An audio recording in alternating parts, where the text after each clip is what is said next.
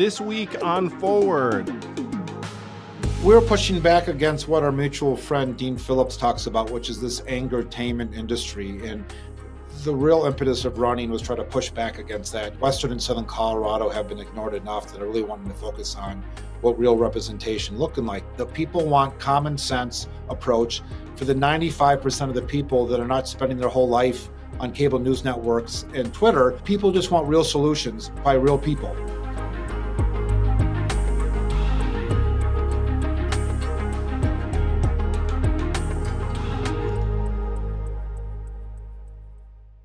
It is my pleasure to welcome to the podcast Congressional candidate in Colorado's 3rd District, the man who has already run Lauren Boebert out of town, Adam Frisch for Colorado. Welcome, Adam.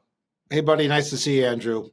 Good to see you, too. So people who are thinking, hey, I might have heard this guy's name before, it might be because you ran the closest congressional campaign in the entire country 2 years ago against someone people have heard of named Lauren Boebert. And people thought Lauren was untouchable because it's kind of a reddish district, but you saw and felt something different last cycle in 2022. So what did you see and what got you into that race?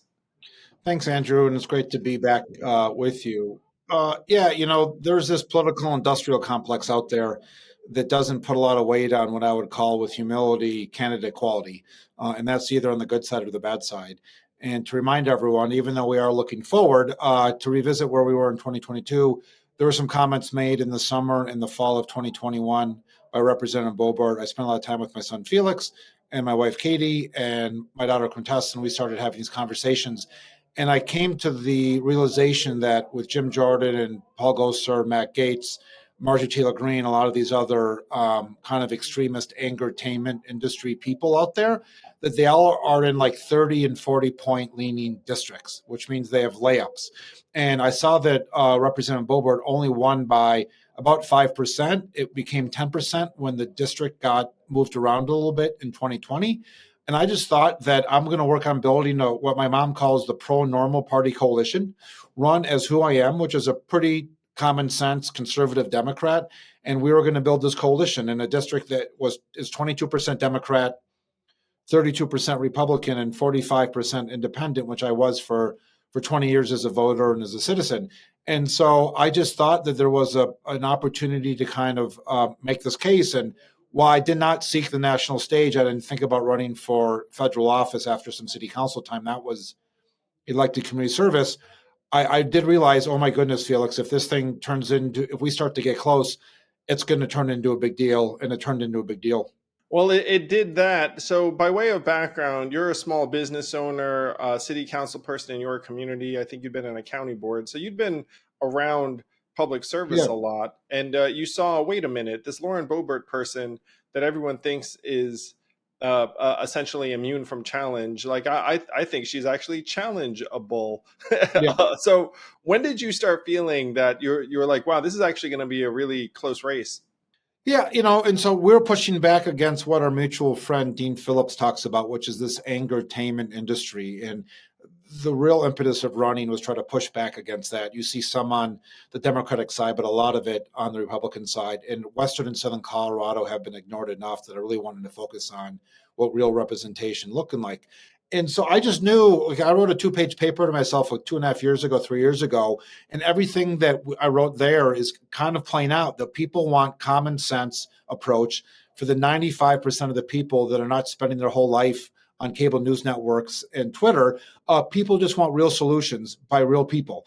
And they want to see real effort. And that's really what genuine authenticity, sincerity mean. And that's who I am. I'm a little rambly, as you can tell, but I'm authentic and sincere. And that's what our ranchers and farmers and our domestic energy producers are. That's what, I'm down here in the union shop with our machinist union, where labor wants. They want common sense, non-political conversations about focusing on policy that's going to help people's daily lives. And so we did a poll after when we started the general election, Andrew, and we were down about 7 points. And we probably should have been down about 12 points, given that we were running against an incumbent and we were running in the district that we're in. But, as I joked before, and it wasn't a joke, like Boebert at the time was a -5 or 6 candidate. She turned out to be much worse, more than that, which we can talk about because she left the district. And people were like, hey, listen, it's 7 points. You can make that up. Going ahead 9 months, my son Felix and I ended up driving 25,000 miles in our district, which is bigger than the state of Pennsylvania. We were on the road about 25 days a month. We will remain on the road that much. We're at 70,000 miles on the road now. And then in September, our political people wanted to wait a little bit longer to do some polling. And Felix and I just said, hey, listen, guys and gals, we're getting a lot of support from some places that people are surprised to get support from. Why don't we do a little bit of a check-in? We need to let people understand that this is a close race.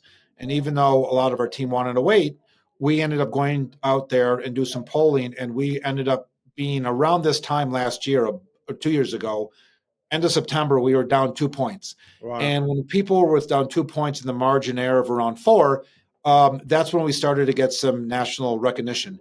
And we started to do a little bit better in the fundraising. We started to get some media attention. But, the problem is when 538 tells you you're going to lose by 40,000 votes, and the Republican Party laughs at you and the Democratic Party laughs at you, you have an uphill battle. But we just persevere. And I knew in my heart of hearts that there might be a lot of crazy people in the world. There are not that many crazy people in the world, especially in Western and Southern Colorado. Well, you reached the non-crazy people for sure. You ended up losing that race by, I want to say, 549 votes or something ridiculously. Yeah, 546. Yeah, closest race in the country. Yeah, the closest race in the country. Holy cow, is that tight? And what's shocking to people is they think, well, Lauren Boebert is something of a fixture in the Angertainment industry. She's got a big social media following. She's on cable. She presumably could raise a lot of money. So you put a huge scare into her. And I'll tell you what usually happens when that happens. Usually what happens is the incumbent says, oh, snap, like that was a very serious challenge. And then they focus on their district, their constituents, they raise some money, and they try and bolster their defenses, and then they usually are able to shut the challenger down. Now, that is not what has happened here. Not at all. Yeah, Representative Boebert decided to stay on message, shall we say, and she kind of seemed to double down on this entertainment industry. And we took a month or two off, got back into the conversation, as you said, had the closest race in the country. And obviously people started taking us very, very seriously. They actually believe what I say, which is something that's really important and pretty rare when candidates are saying, no, I'm telling you this can happen. And so we spent the first couple of months driving around our district on a guilt trip, letting people know that they missed their opportunity. And so we're super excited about that. And then what happened was in mid-December, Andrew, there was a poll done by Team Boebert. And we don't know what the exact details were. We know what the questions were asked because some of our friends were asked about it. And it was all about the viability of our general election. And again, I'm not sure how bad the polling numbers came out for her, but I do believe she was the first sitting congressperson in 20 years that literally packed up their bags, put their tail between their legs, and hightailed out of town, not due to redistricting. There was no redistricting from when we ran against her in 2022 now. She fled over to the eastern plains of Colorado, where the district is not 5 or 6 or 7 points her favor. They're like 20 points or something like that. And so I don't want to say we did too good of a job in chasing her out. We were hoping to get her out of Congress and have her go back to Florida, but she ended up going over to the eastern plains, and she's running over there. We're focusing on her own race. And so we're proud of that. One of the reasons we wanted to get in this race was to make sure that Southern and Western Colorado were looked after by a real person. But the things that have stayed the same is my work ethic and the amount of miles per week that we're putting on the road, and my commitment to, I'm not focused on Team Democrat. I'm not focused on Team Republican. I'm focused on Team Colorado's 3rd District. And people are sick and tired. There's not a monopoly on good ideas from either party, and both parties certainly have some really, really horrible ideas, Andrew, as we both know. And so we're just trying to focus on building, again, that pro-normal coalition, to focus on the district about policies and not about national politics.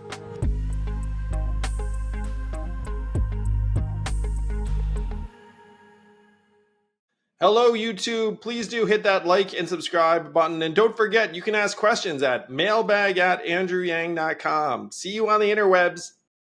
This podcast is sponsored by ExpressVPN. How did you choose which internet service provider to use? The sad thing is, most of us didn't have much of a choice because ISPs operate a lot like monopolies in the regions that they serve. They then use this monopoly position to take advantage of customers, and yes, they even sell your data, your activities to advertisers and big tech companies, and you don't see a dime. That's why I protect my internet surfing and devices with ExpressVPN. When you use ExpressVPN, it's like a magic portal to a perfectly safe and anonymous internet. And don't take my word for it. This is the #1 VPN service according to CNET. It's used by major companies all over the world. So stop handing over your personal data to ISPs and other tech companies who then mine your activity and sell off your information. Protect yourself with a VPN I trust to keep my privacy online. Visit expressvpn.com/yang. That's EXPRESS vpn.com/yang to get 3 extra months free. Go to expressvpn.com/yang right now to learn more.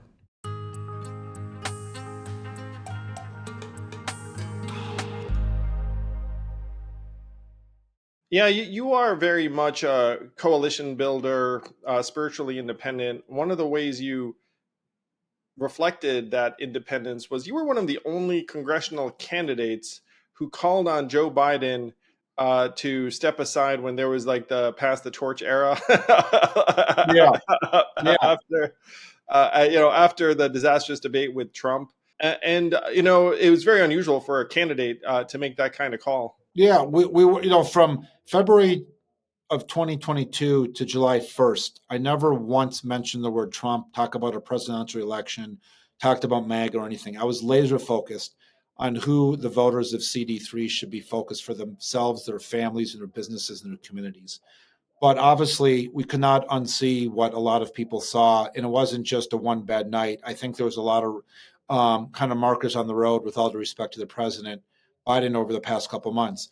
And so on July 2nd, which was a Tuesday, we were the first candidate in the entire country to ask for the president to pass the torch. I actually asked for both parties to pass the torch.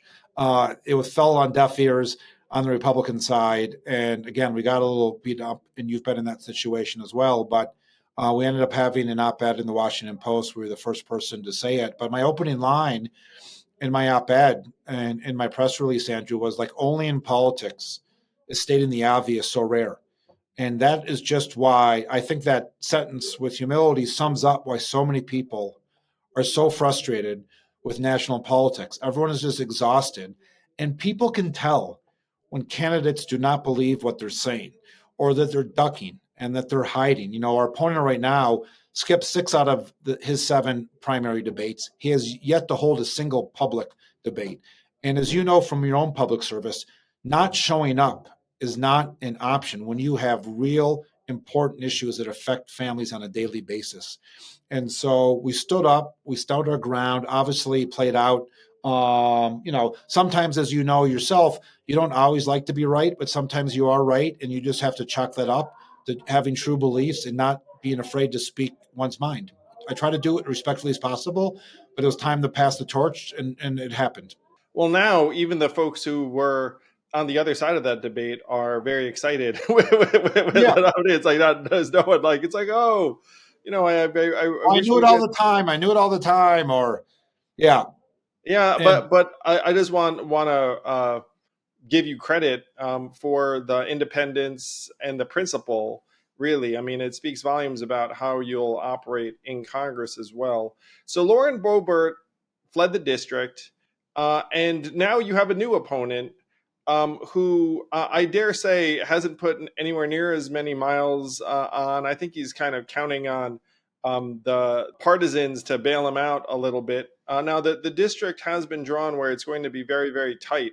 But I feel like all of the name ID you've built and the relationships, the thousands of conversations you've had in the district are going to make this a very compelling race. For yeah, folks who are listening, I mean, this is probably not a surprise to folks, but I've endorsed Adam. I've donated to Adam. Ford is endorsing Adam. You can sense why, and that he's very much a pragmatic problem solver who took on a challenge that people never thought even could have been an opportunity 2 years ago, out of his own patriotism and wisdom. Now everyone, as usual, like follows the leader. But this is going to be a very tight race in November. It is going to be tight. I mean, I think what's happened is, since everyone assumed that Boebert is gone from us, it's a layup going back to kind of just going back to the mean of course, the normal Republican is going to win by 6 or 7 points. But, we got counted out before. We're getting counted out again. But we know it's going to be a very close race. We really like where we're going. Again, we're running against somebody that is basically almost completely supported by the Koch brothers, the billionaires out of Kansas. He's taking corporate PAC money. We're not taking any corporate PAC money. We've signed a term limit pledge. He's made it very, very clear that he doesn't want to sign that pledge. We want to ban stock trading. I don't know where he is on that whole conversation. He hasn't had a public event. But I'll tell you, Andrew, with sincerity, we're on the right track. We like where we're going. We don't want to spend too much. Last time we ran kind of above the fold those last couple of months, and it became a really big deal. We're very happy to kind of stay where we are, but we still do need the resources that we have. We're off in a pretty good shape. But again, we're just always another week away from the Koch brothers dropping a couple more $1 million into this race. And so that's why we're still looking for some resources as we come into the last 4 or 5 weeks of the race. But what hasn't changed is the dedication to Western and Southern Colorado. What hasn't changed is my independence about why we are part of this pro-normal party. As you know, to take a riff on your own comment about not left or right, but forward, but it's not Team Republican, it's not Team CD, it's about being on Team CD3. And that's what we've done a really good job at. We've been on the road a lot. We have really good name recognition. We like the way we're going. And we're super excited to cross the finish line and show up in DC in January and start serving the men and the women and the small business communities that have been left out of the conversation, especially for those last four years with Representative Boebert's mismanagement of her representation.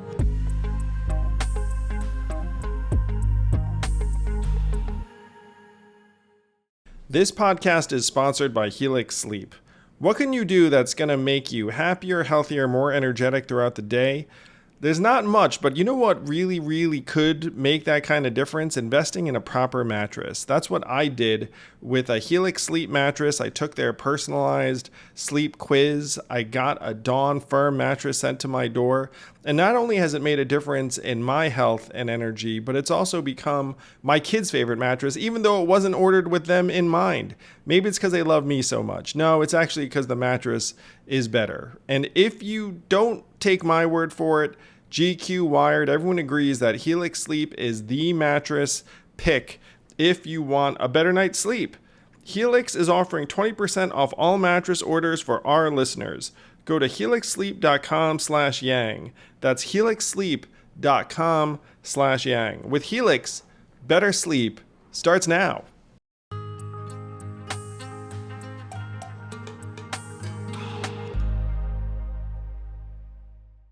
Yeah, so people have a sense of where you stand on various issues, term limits, no stock trading for members, small businesses, which be no surprise as you're a small business owner yourself. When you talk to voters in the district, what do you see as your top priorities after you join the Congress? And thinking about you in Congress makes me very happy, Adam. I'm sure you'll hate it, but that's probably why we need to get you there. What are the things that your constituents, your future constituents, see as top priorities that you'd like to work on? Yeah, I mean, I think there's some theme that they want. They want the job to be taken seriously. They want it done respectfully. And they want us to work with as many people as possible. As I said before, neither party has a monopoly on good ideas, and both of them have some really bad ideas. And I'm super excited to go join the Problem Solvers Caucus. There's 30 Democrats and 30 Republicans. There's some other bipartisan caucuses out there. We're focused on ranching, farming, agriculture. Water is really, really important. Public lands, domestic energy. That's what matters. We have 8 congressional districts in Colorado, and we're the only district of 8 that does not touch the Denver metro area. So we truly are the representational district of the rural parts of our country. And so we have recreation and tourism. We have some of the wealthiest counties in the country, and we have some of the least well-off counties in the country along southern Colorado. And I want economic opportunity for everybody. In our district's about 25% Latino, and we're asked, like, what do the Latinos think? Well, I'm like, well, the same as the Anglos, the same as the Republicans, and the same as the Democrats. They want someone to take the job seriously. They want economic opportunity. They want good, clean, safe air and water in western and southern Colorado. They want to make sure their schools are safe and good. And they want to make sure that their kids have the ability to grow up and stay in their communities. We do not want to be exporting our children to these bigger cities because there's so much great opportunity in small town living in southern and western Colorado. So we need to provide economic opportunity. And after doing what I would say, Andrew, was like a 70,000 mile focus group, and it might be hard for some people to believe, you believe it, but like 80% of us agree on 80% of the same stuff. And It's just that Angertainment social media, the Angertainment cable news network tries to figure out where we do have some differences, and they cut and they bleed and they salt and they stomp. And that's where I'm trying to break through. And just, I don't spend time on social media. I don't spend time watching the cable news networks. I spend time listening to real people that have real concerns about real issues, and they want real representation. And that's what I'm focused on. And that's why we've done so well. And that's why we're going to eke it out, proudly so, in November or whenever the race ends up getting called.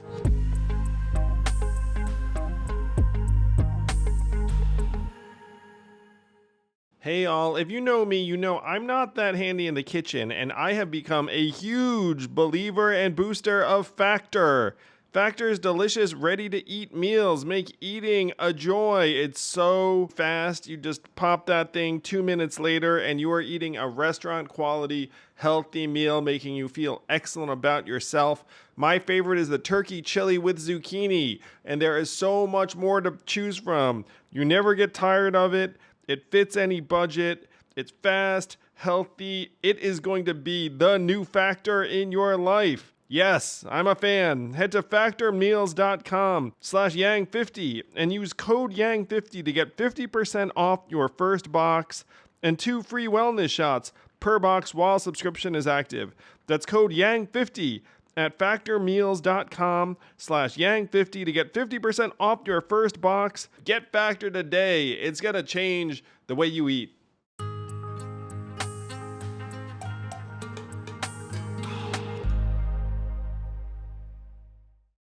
Yeah, that is how you win. And I got to say, and it's funny, you have a very robust social media following, I think in part because people were so eager to have you oust Boebert. And it's great to have it and then ignore it.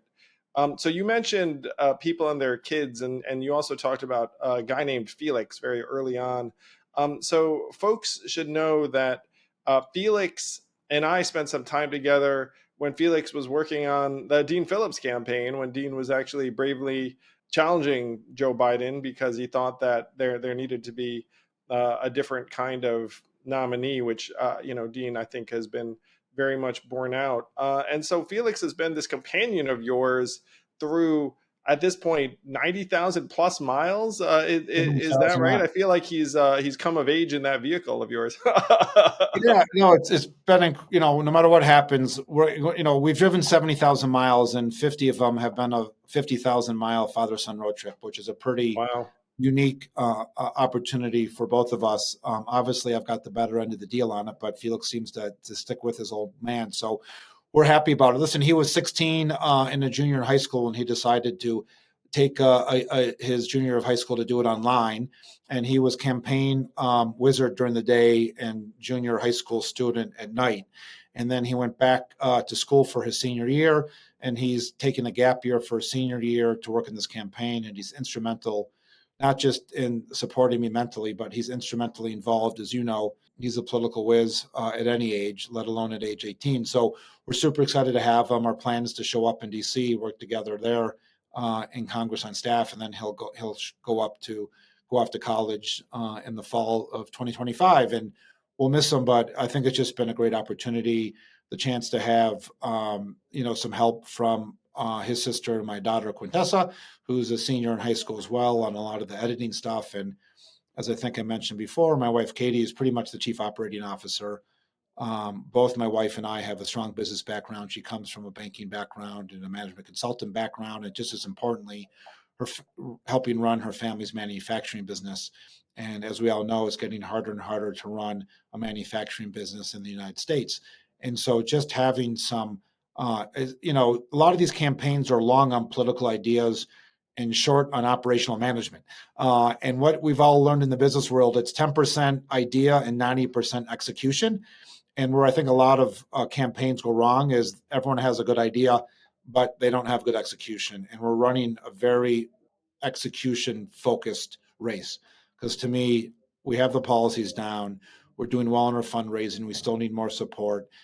We have the idea of driving around this district. But again, it's about executing the race.